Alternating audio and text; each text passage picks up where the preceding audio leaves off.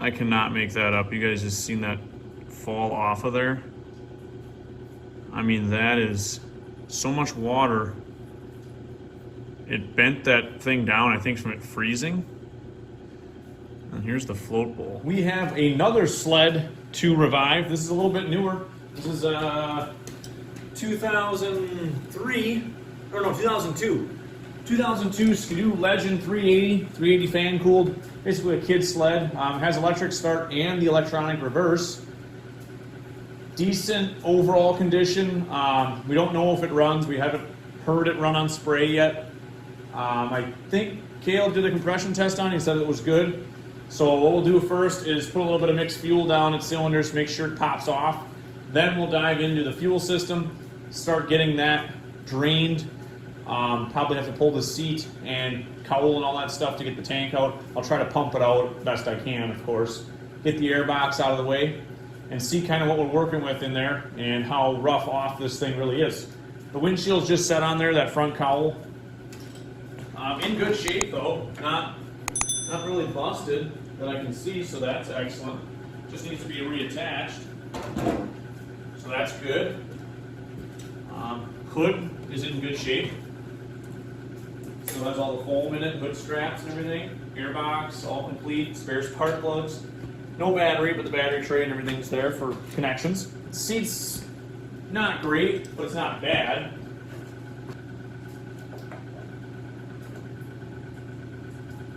Ooh. Yeah, a lot of water.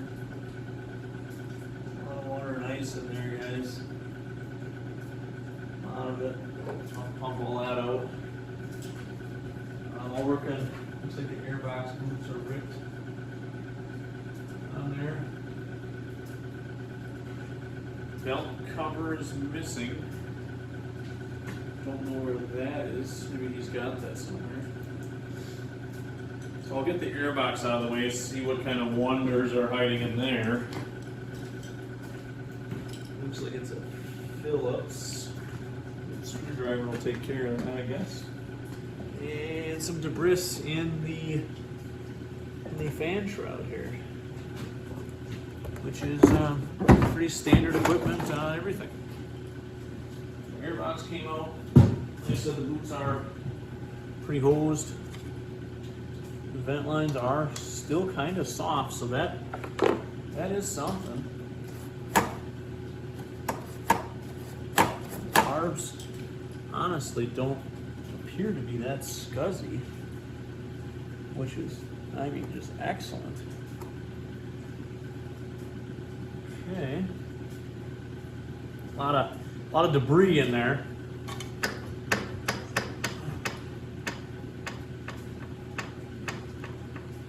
Like that chain is a little bit slacked in there, maybe. Looking at the oil lines and pulse line. Okay, it's not too bad. Boots are all there, it looks like. Okay, so there is some promise here. Let's get these plugs out quick and see if this thing will at least run on spray. Make sure she's at least healthy that way. And then, as it's inside here, hopefully that ice will start melting. We'll start pumping that out, or I can take the whole tank right out. Perhaps get the whole tank right out, and then we can shake it all out of there and flush it. And then we'll have a clean fuel system to work with. If that's all it needs, then it won't be as bad of a repair in this one. That looks fun to change a rope in one of these. Oh. BR8. They don't look like they're too bad. So that's a good sign. Might as well just, for the hell of it, just see if she's sparking. Why not?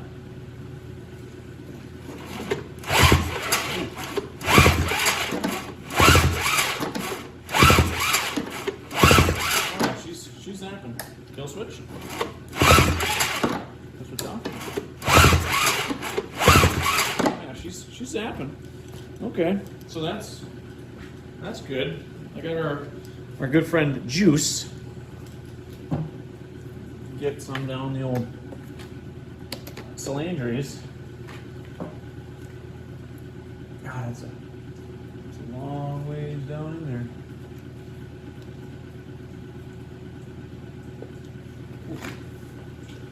Some spillage there, but let's see if this old boy will start up and run.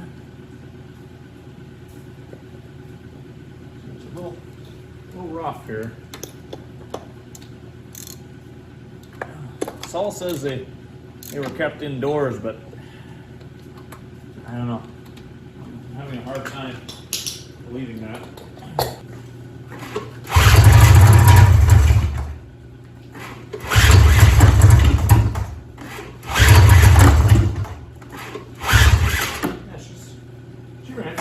Found the original operator's manual from 2002 for the machine in the back pouch there. I'm going to pull the seat off and the gas tank out. There's a bunch of ice and water in the tank. I did pump out a bunch, but it's still pretty nasty in there. A lot of dirt and debris. I think the choke was, the chokes are free on it. Throttles, of course, are free. I don't know if I got to take that goofy backrest bracket off the side rails or if I can sneak the seat out. We're going to find out real soon. I soaked the studs there with the nuts inside the pouch. If you guys are curious how you get the seats off on these skidoos, go in the back pouch. There's going to be a stud through the tunnel with a nut. It's usually a 13mm head, one on each side, so 2 total. Once that's loose, you can slide the tank out. It's actually got little notches that it slips in the gas tank up front, so the tank should slide out the rear. I'm going to attempt to see it will come loose. Maybe we'll get lucky. Once that's off, like I said, you have just an electrical plug from the tail light going up the center of the seat. Unplug that and the seat should lift out, and then I'll show you guys how to get the gas tanks out. Fairly simple. I've been working on a couple, or I should say more of these 2000s, MXZs, formulas, 380s like these, so they're very similar in a lot of aspects when you get to the 2000 series of machines. The late 90s is pretty similar too, but the seat design's changed once you get to, I think this is called the ZX chassis. So I'll let you guys know how that turns out. Finally got that, I guess, backrest bracket off. I ended up drilling out every single one of the bolts, drilling the heads off of them because they're square heads. Snapped off my bit driver in one of them. I got 1 out of 10. So I drilled the heads off of them. If you guys are looking for some good drill bits, guys, the Mac Tools drill bit set, honestly, they lifetime warranty down to every size. It's a pretty big chunk of change. You're probably like $350, $400 for a set. Man, those things, you can go as fast as you want. I went through 10 of those in a matter of 2 minutes. I mean, just smoking, and the bit just keeps on cutting. And that's on many different occasions that these bits have held up. So I was able to drill out all those fasteners with 1 bit, just non-stop. So got the seat loose now, it's coming back. I'm basically just sliding it backwards. Just keep sliding it. If I didn't have the screw jack in the way, it would come right off. And there's the mice nest. Wow. That is greasy. There is some, hopefully you guys can see that. There is dead mice in there, a huge bunch of mice nests. I'm gonna get my gloves on for this. Oh man, guys. So it was parked inside, they say. I'm having a hard time believing the story here, guys. So that's what it took to get the seat off. We'll probably leave that passenger thing off, or backrest, whatever you want to call it. Unless we're going to put new fasteners in there or rivet it. Maybe we can rivet it on, possibly, with some pop rivets. But I'm going to get all that mice nest taken care of. Then we'll work on getting that fuel tank out. And then we're kind of where I wanted to be like 45 minutes ago. So, that's kind of how these projects go. Working on old sleds, guys. It's never going to go as planned. You're always going to have problems and issues, and nothing is going to go right. I can guarantee you that. I speak from experience, 100% on that. Always give yourself extra time and never promise anything to anybody if you're going to get it done in a timely manner, because it will not happen. All right, guys, I got most of that stuff vacuumed up. To get the tanks out, I'm going to take these two nuts out here on these studs. Take this here plastic nut off of the threaded filler neck here. And then take your T15s, I believe these are. One on each side. Most of these are always broken. This one here is still hanging on with one. One on each side. Take that loose, and this cowl will be kind of just flopping there. And then you can slide the tank back. There's going to be a vent line up here somewhere. And then your main fuel line you're going to have to disconnect down below. I give myself usually a big channel ox like this and spin this plastic tank nut up. Your MXZs are going to have this in the early 2000s for sure. I don't believe the 90s skidoos had this setup.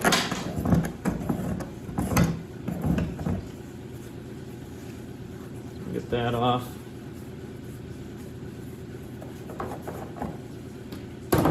Hit these with a little bit of in-force penetrating oil.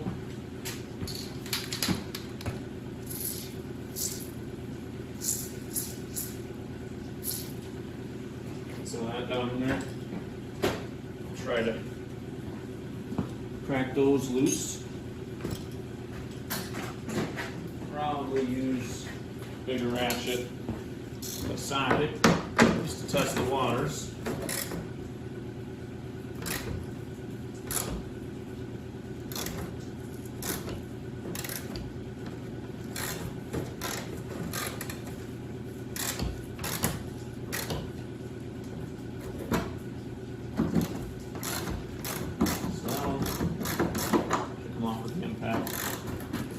This one, not as promising.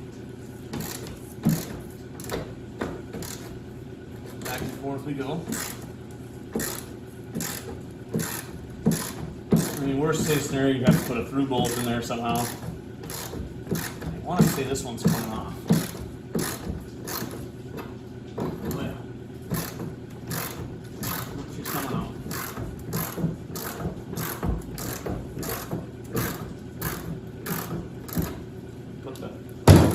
The impact on it now. Trusty old Bauer. We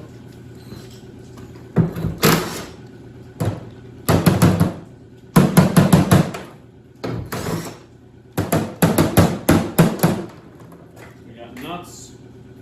We got a flat washer just like how the seat is attached.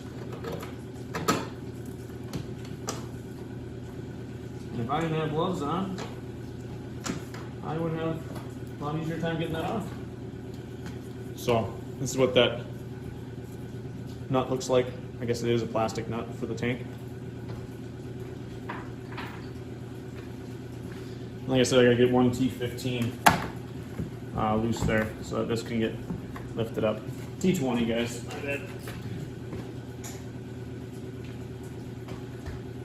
You're using a snap-on T20 right now. Usually these ones are pretty stubborn if they've been sitting outside a long time. I've snapped off bits, I've rounded them off, even if I've had as much down pressure as I could possibly get. Then you just gotta drill the heads off, drill them out, and either put pop rivets or a new fastener in it. It's really the only fix there. So now, you can also slide. These were good.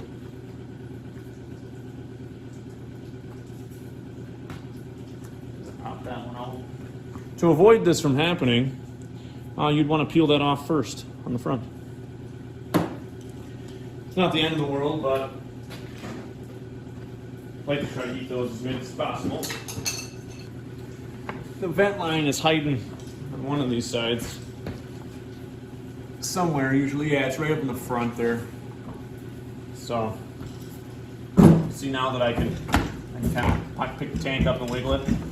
So I like to disconnect the fuel lines first, and then I'll muscle that tank out of there, and then we're finally in position to clean the fuel system properly. Gas tank is out. Was able to pop that fuel line off and get the vent line off very easily on this one.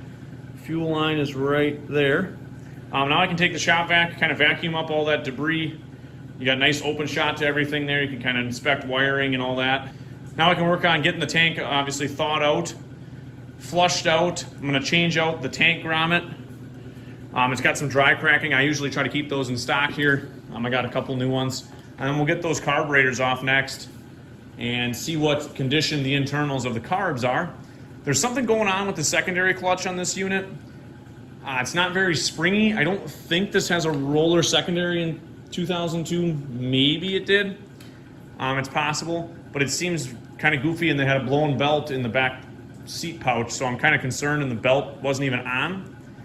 And there's no clutch guard, so I don't know if it shredded the belt, blew apart the clutch guard, or what, but we'll kind of figure that out eventually here. We'll be figuring that out. If you guys were curious, the vent is right there. So that's the little, almost like a primer line style that you disconnect. It's kind of up in the cowling there. When you go back in, you gotta make sure you hook that up first. Otherwise, you have to do all your steps over again. Maybe you could reach in there afterward, but it's tough. You might as well just do it when you put the tank in.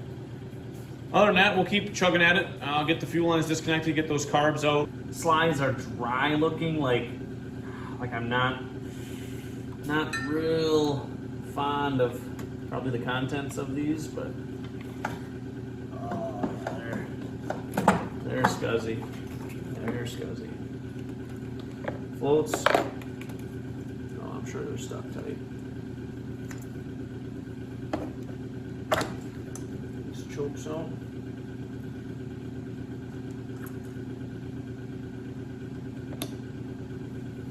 Okay, so we got our PTO sidecar.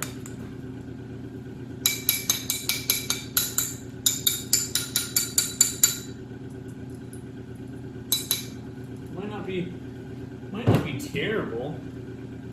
I mean, there's some hope, I guess.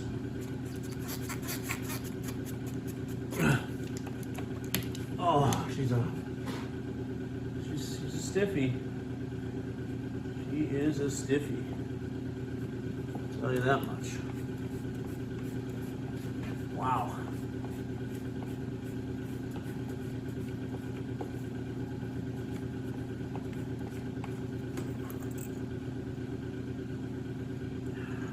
Hard to say. Not terrible. Definitely not terrible, guys. Had worse. Definitely had worse.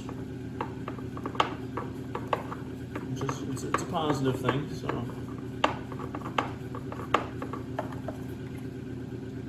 It's always ideal. Get that loose. Get that carb out of there. Oh, that floats free. Aha. Things are looking up today, guys. Wow.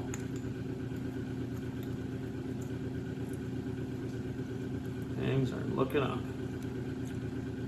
This choke's a little bit scuzzy. Not terrible. Gently take all that stuff out. I described the bowl on the PTO side one. This one might have been dry, so that's good. Waiting on the tank to thaw out yet. Gonna take a visual inside the motor there.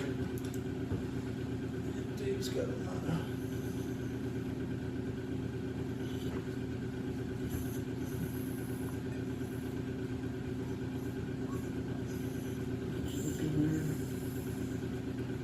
Not too bad. I mean, there's some scratching and scoring on the intake a little bit.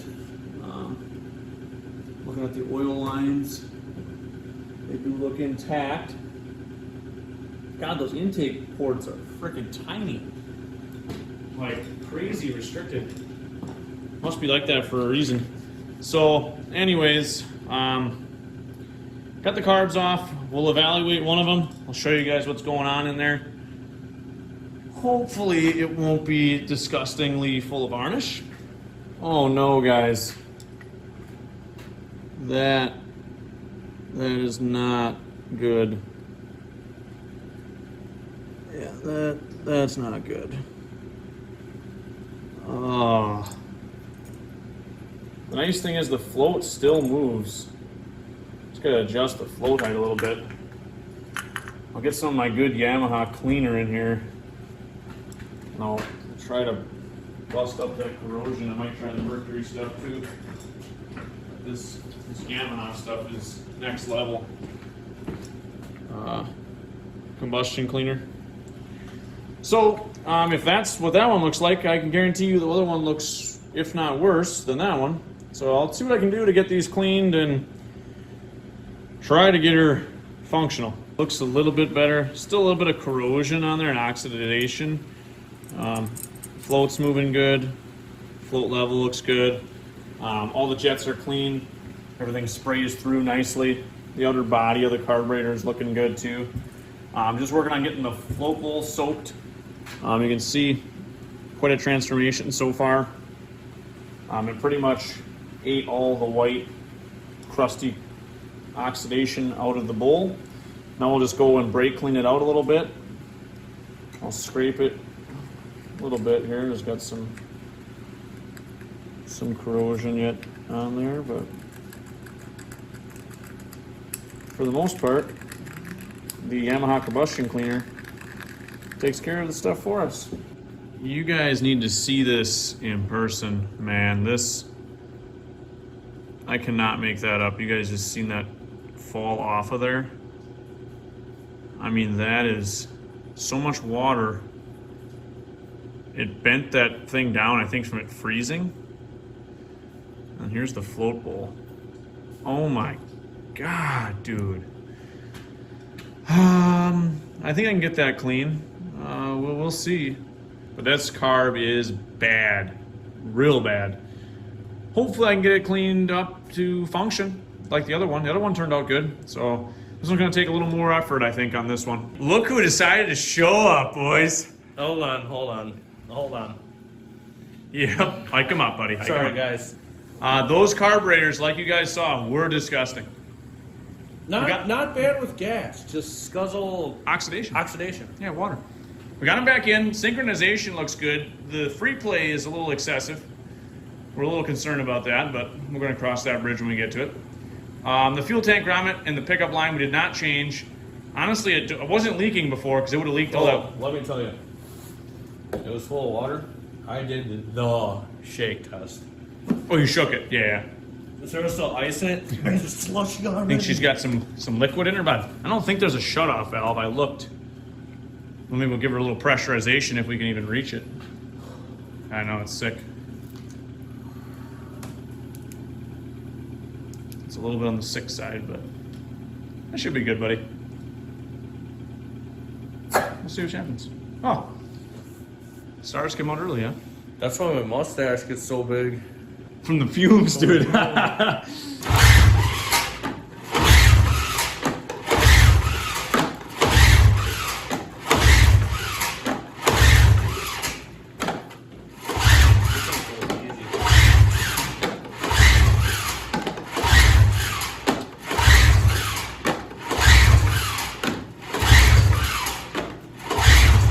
Water was in the lines. Just give her some shot.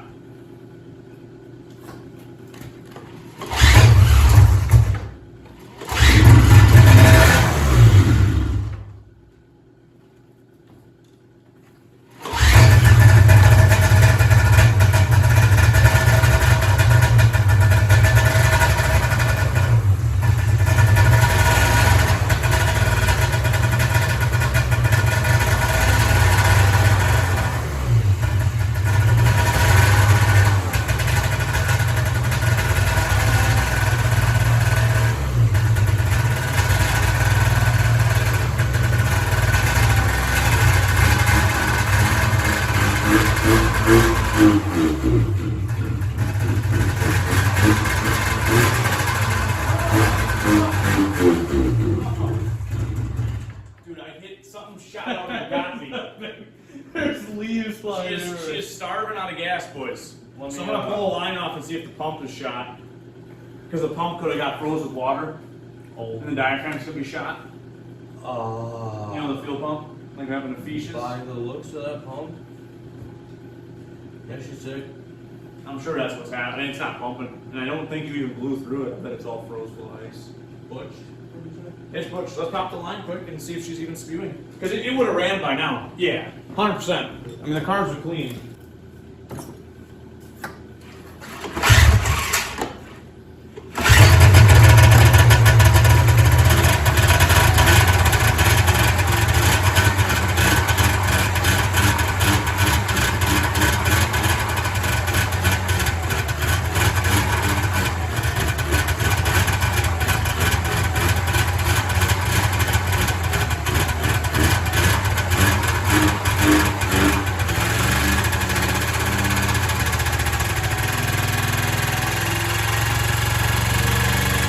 Yeah, It's running. It has to. It's running on one. So what the hell?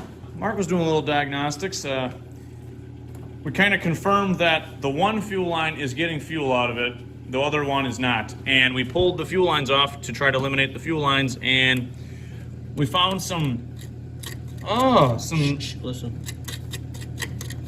You guys can see that black stuff coming out, but there she is. I poked the ice and rust out. Yep. Wonder if I should blow. We'll give a little. Oh, there she comes, buddy. Yep, she's coming. There you go. Oh, she's almost clear. That looks good. Yep. Yep. She's gurgling. Yep. Oh. Now if the diaphragm's not all looking like that. Well, now here, if we stick this back on, it's not stiff. oh, She's stiff. yeah, She's a stiffy. hard as a carb.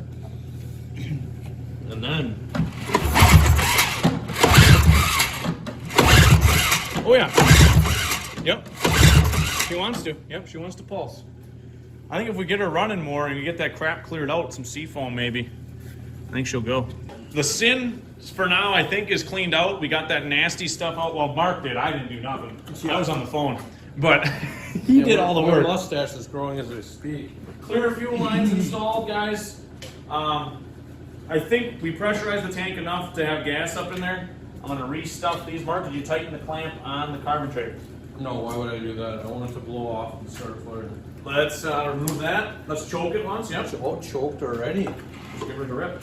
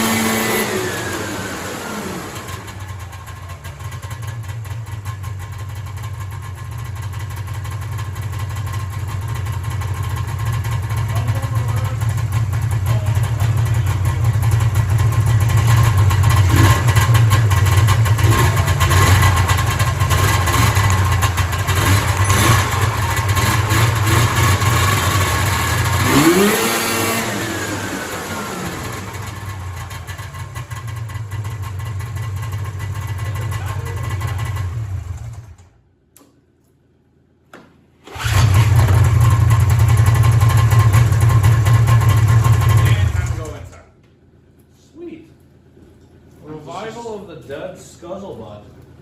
Well, guys, Scuzzlebutt's running. reverse works. All the lights work. I'm sure the rear lights work. Just the thumb warmer works. Yeah, It's hot. it's hot. Honestly, I think with the airbox in, I think she'll run pretty good. Might be a little rich in here. It's 60 degrees in here, so. Very warm. Speedometer works. It would have blew a belt probably if there was something really wrong. No, clutch is fine. I watched them because there's no clutch cover. Don't do that at home, kids. I'd It's a say, happy little guy too. yeah, it's got fuel to it now. Those carbs are clean. It's It must just, have just been. I poked it and I felt it, and And then you Yep. saw it come out, so there's just some ice in the fuel pump. Excellent, guys. Another snowmobile revived. Didn't even have to waste the fuel pump either. No, 2002 Skidoo Legend 380, guys. Guys, there's one more 380 we got to get done. We'll have to see how bad that one is. We'll button this one up maybe tomorrow, depending on what we have going on. Maybe we make another part 2, first ride. It's going to need, obviously, some probably things lubed up and checked over. A There's, mud run? oh yeah, there's no snow. Why hear a mud run? No snow. Anyways, I think good day's work on this one. Make sure you guys stay tuned for more of these revivals. We'll keep them coming as quickly as we can. We got plenty to do, so.